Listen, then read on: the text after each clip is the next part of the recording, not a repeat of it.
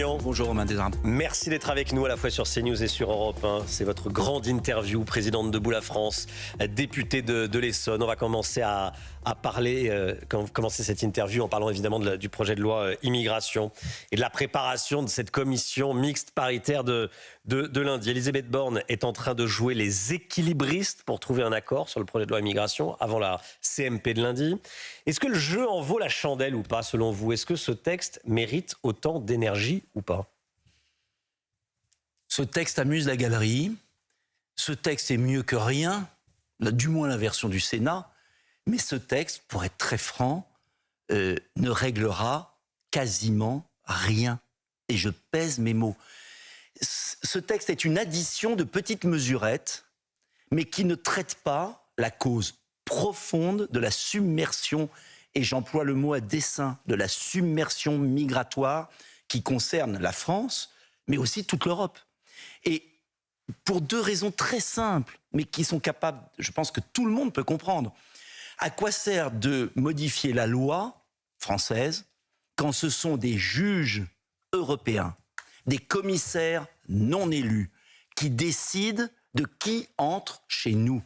Donc la seule question que je répète, reconnaissez, au moins je n'ai pas changé d'avis, depuis des années, c'est que si on ne reprend pas la maîtrise nationale, c'est-à-dire le gouvernement français, le Parlement français, le peuple français, des décisions concernant l'immigration, vous pouvez voter toutes les lois de la Terre. Quand vous avez une CEDH, vous en avez parlé tout à l'heure, ou quand vous avez pire, la Cour de justice de l'Union européenne, qui applique des directives qui vous obligent à ne pas expulser, ça sert à rien. Vous dites qu'il faut s'affranchir du cadre européen. Mais complètement, mais je vais vous donner un exemple, parce qu'il faut être précis. Parce qu'en fait, depuis le départ, j'ai vu M. Darmanin chez vous, chez Pascal Praud, et là, les bras m'en tombent, parce que vraiment, il y a un moment, on se demande si on est sur Terre ou s'il nous prend pour des imbéciles. Clairement, il y a une directive, je l'ai amenée, 16 décembre 2008, directive retour. Quand vous expulsez quelqu'un, vous n'avez pas le droit de l'expulser s'il y a des raisons familiales, s'il y a des raisons d'état de santé, s'il y a des enfants. Premier point. Ensuite, vous n'avez pas le droit, écoutez ça, de l'expulser sans lui donner un délai entre 7 et 30 jours. Alors vous allez me dire, bon, on l'arrête, on le met en prison et on attend le délai.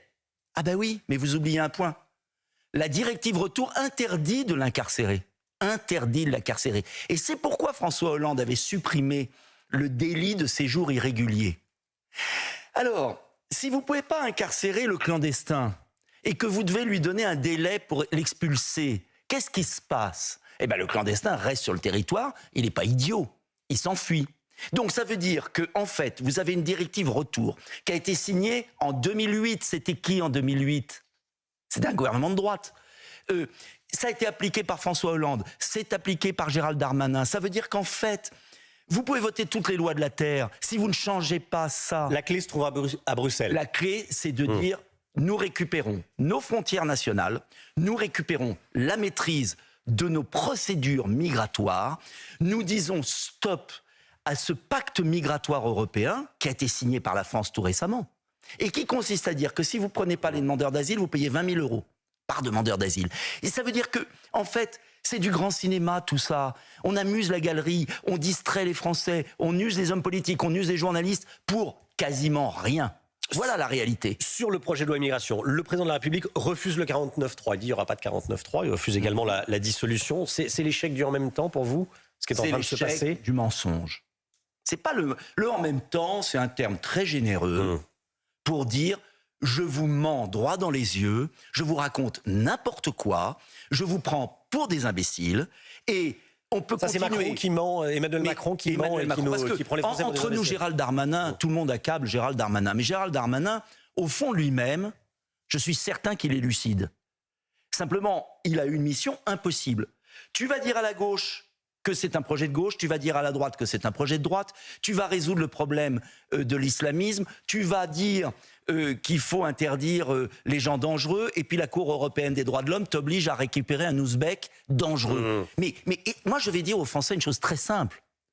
Soit les Français vont continuer à se faire assassiner par des dingues qui sont islamistes, qui ne sont pas expulsés et qui devraient être expulsés, soit ils reprennent le pouvoir. Mais les Français aussi veulent pouvoir aller voyager sans passer un contrôle douanier, veulent avoir bonne conscience. Il y a un moment, c'est la survie de l'État, c'est-à-dire la protection des Français. Et quand c'est la survie d'un peuple, on s'exonère de la Cour européenne des droits de l'homme, de la Cour de justice, et on dit aux juges, c'est le peuple qui décide, c'est la démocratie qui décide. Les juges sont là pour appliquer des lois nationales, pas pour appliquer des décisions de gens qui ne sont pas élus et qui sont sous l'influence de Soros.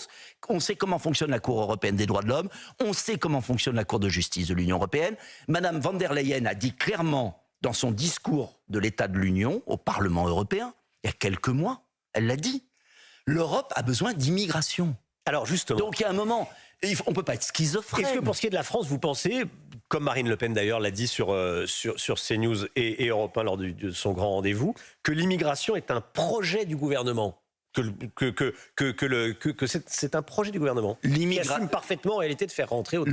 Emmanuel Macron est d'accord avec von der Leyen, avec l'Allemagne, pour considérer qu'il faut faire rentrer des millions de migrants en Europe. Ils sont d'accord. Ils essayent de les sélectionner, mais ils sont d'accord. Donc, sinon, ils n'auraient pas accepté. C'est un projet économique ? C'est un projet économique, oui. Uniquement. Et si on va un peu au-delà, il y a le problème, d'abord, il faut récupérer nos frontières nationales. Parce que, d'ailleurs, on ne peut pas appliquer une loi si on ne sait pas qui rentre et qui sort. C'est du bon sens. Dans votre maison, il y a une porte. Si vous ne mettez pas de porte, vous ne pouvez pas dire « tu n'as pas le droit de rentrer, tu as le droit de rentrer ». Deuxièmement, il faut rétablir la primauté du droit national. Troisièmement, il faut quand même aborder un autre point fondamental, c'est la démographie européenne. Je voyais un article extraordinaire dans les Échos. La France a un taux de fécondité d'1,8, c'est-à-dire qu'on ne renouvelle plus nos générations, mais on est encore à 1,8. L'Espagne, l'Italie sont à 1,2. Ça veut dire que la baisse de la population, et vous avez un continent africain de l'autre côté qui a une natalité exceptionnelle. Si il n'y a pas une politique nataliste en Europe, forte, pour inverser les choses, au moins égaliser, et on peut le faire en France, on l'avait fait. C'est François Hollande et Emmanuel Macron qui ont détruit la politique familiale. Donc il faut une politique nataliste. Les Français se remettront à faire des enfants avec des allocations ? En tout cas, quand vous ne pouvez pas vivre, que votre salaire diminue, parce qu'on a la plus forte baisse de salaire vraiment depuis longtemps. Quand vous avez une crise du logement et vous ne pouvez pas vous loger, voilà pourquoi aussi je veux qu'on parle des thèmes sociaux. C'est un ensemble. Un pays qui n'a plus d'avenir pour ses jeunes générations, pour ses familles, est un pays qui meurt. Et un pays qui meurt, il est toujours envahi, colonisé. Donc, il faut frontière nationale, primauté du droit. C'est le peuple qui doit décider, pas les juges. Et puis après, il faut une politique de démographie, une politique d'avenir social. Ça veut dire augmentation des salaires, ça veut dire protection. Et ça veut dire, par exemple, ne pas ouvrir à l'Ukraine nos marchés. Parce que alors là, vous êtes sûr qu'il n'y aura plus une usine en France. On va en parler. Je voulais vous parler du Rassemblement national et d'Olivier Véran. Plus d'un tiers des Français disent adhérer aux idées du RN selon un récent sondage pour Le Monde. Olivier Véran poursuit sa tournée anti-RN. Il est aujourd'hui à Moissac dans le cadre de cette tournée anti-Rassemblement national. Qu'est-ce que ça vous inspire ? Du folklore. Monsieur Véran, il devrait être en prison pour ce qu'il a fait quand il était ministre de la Santé sur le Covid. En tout cas, du moins, il devrait répondre à la justice. Alors, les leçons de monsieur Véran, elles m'indiffèrent complètement. Et je vais vous dire, les Français qui ne peuvent pas mettre de l'essence dans leur voiture, qui ne peuvent pas se chauffer, qui ne peuvent pas manger, un tiers des Français se privent d'un repas, ou du moins se limitent sur la nourriture. On en est là aujourd'hui. Alors, vous savez, le Tour de France de M. Véran m'indiffère totalement. D'ailleurs, plus il circule, plus les Français vont le fuir. Je ne suis pas inquiet là-dessus. Le vrai problème n'est pas là, pardonnez-moi. La vraie question, c'est est-ce que les oppositions, l'opposition, que ce soit le Rassemblement national, Debout la France, Reconquête, les LR, sont capables, un jour ou l'autre, de s'entendre sur un programme de salut public ? C'est ça la seule question. Tout le reste, c'est de la littérature. Les Français, ils attendent de nous quoi ? Ils attendent qu'on s'entende, qu'on leur donne un programme en 10 points et que ce programme permette au moins d'éviter la dégringolade de la France. Vous pourriez être ministre de Jordan Bardella ? Mais c'est pas la question de ministre ou pas ministre. Je veux une entente. Oui, mais bien sûr que... C'est une question. C'est moi qui réclame la coalition depuis... Écoutez, j'étais le premier au deuxième tour de 2017 et j'en ai pris plein la figure à prendre mes responsabilités. Donc je le dis aux LR, Mais lui se verrait à Matignon. Est-ce que vous le verriez à Matignon? Mais je ne rentre pas là-dedans parce que j'en sais rien. On verra qui sera à Matignon. Ouais. D'abord, c'est le président de la République qui nomme. Il faut d'abord qu'il y ait une dissolution. Mais vous pourriez avoir un avis. Mais j'ai un avis, oui, je veux une alternance. Et j'ai toujours dit qu'il ne fallait pas attendre 2027. Et le meilleur doit être à Matignon. Et l'enjeu, c'est une équipe, bien évidemment. Donc j'ai aucune réticence à dire cela. Ce que je veux, on ne sera à Matignon d'ailleurs. Quand je dis on, les patriotes, les amoureux de la France, les amoureux de la France, pas que la droite, les amoureux de la France, au-delà de tout ça, un gouvernement de salut public. Mais on n'y sera que quand on sera capable de s'entendre, d'avoir des propositions simples, claires, et pas de millimélo, pas d'ambiguïté. C'est fondamental. Et on sait ce qu'il faut faire. Et si Jordan Bardella l'est, avec joie. C'est pas la question. La question, c'est le projet et la capacité d'entente, avant d'y être. Parce qu'il faut y être. La grande interview de Nicolas Dupont-Aignan sur CNews et Europe 1. En France, une femme sur 4 renonce à sortir de chez elle seule pour des questions d'insécurité. En Ile-de-France, un quart des habitants se sentent en insécurité. C'est pas moi qui le dis, c'est le ministère de l'Intérieur. Là, c'est une question de liberté de circulation. Il y a des gens qui se restreignent. Tous les jours, mais on sait ce qu'il faut faire, là aussi. Il faut que les délinquants aillent en prison, il faut construire les places de prison, il faut appliquer les peines. Il faut rétablir un État. La police le fait, vous savez. Dans ma circonscription, on a des policiers remarquables, et comme partout en France, ils arrêtent, et la justice libère. Et vous avez dans le programme de Debout la France, dans celui du RN, dans celui de LR, le même programme. Pourquoi on ne l'applique pas ensemble? Pourquoi il n'y a pas une coalition? Voilà. Vous êtes député de l'Essonne, je voudrais vous entendre, donc de région parisienne, je voudrais vous entendre sur ce qui s'est passé dans un collège à Issou, dans les Yvelines. Une professeure a montré un tableau de Giuseppe Cesari, un peintre italien du XVIIe siècle. À la bonne heure, où l'on voit des femmes nues, un joli tableau qu'on voit sur CNews et que vous avez probablement vu si vous êtes auditeur d'Europe 1. Ça a choqué des élèves de 6e de confession musulmane. Comment est-ce que vous réagissez? Mais ça veut dire qu'on a abandonné depuis des années. En fait, il faut reprendre le combat. Il faut être intraitable. Et il ne faut pas céder. Et il faut conforter les professeurs. Mais c'est tout récent. Monsieur Attal a l'air de vouloir faire ce que n'ont pas fait ses prédécesseurs. Donc tant mieux. Moi, je ne suis pas dans la critique systématique. Maintenant, il faut conforter les professeurs. Il ne faut rien lâcher. C'est tout. L'Union européenne donne son feu vert aux négociations pour faire entrer l'Ukraine dans l'Union. Vous y avez fait allusion il y a quelques instants, Nicolas Dupont-Aignan. L'Ukraine a-t-elle sa place dans l'Union européenne? Je vous pose la question. Des fous furieux. J'ai une idée de la réponse. Nous sommes sous la domination de Mme von der Leyen, de commissaire européen. La France n'existe plus. Dirigée par des fous. Je vous dis pourquoi. Parce que l'entrée de l'Ukraine, est estimé par le Financial Times. C'est 186 milliards d'euros. 32 milliards pour la France.